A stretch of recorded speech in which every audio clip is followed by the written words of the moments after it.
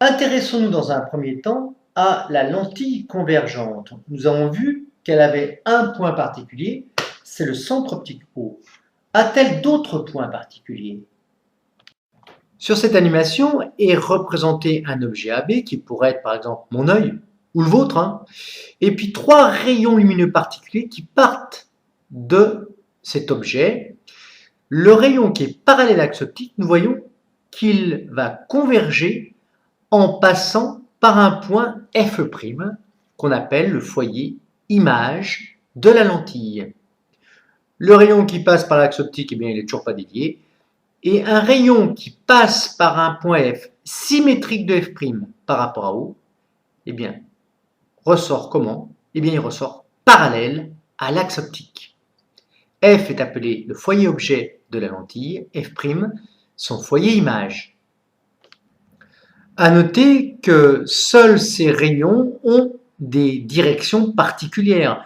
Si je prends une infinité de rayons provenant d'un point objet B, eh bien, seul le rayon parallèle à l'axe optique provenant de B converge en F', et seul le rayon partant de B et passant par le foyer objet F ressort parallèlement à l'axe optique.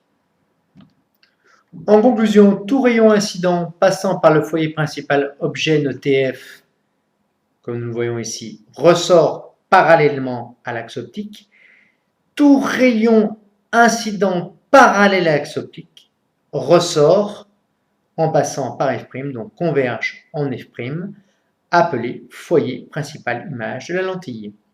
F' est le symétrique de F par rapport au centre optique O. En termes de mesure algébrique, eh bien, mesure algébrique de F', c'est l'abscisse du point F' moins l'abscisse du point O.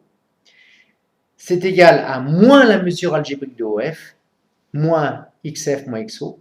XO, généralement, on le prend égal à 0 m, c'est l'origine de l'axe optique. Et XF' vaut bien moins XF.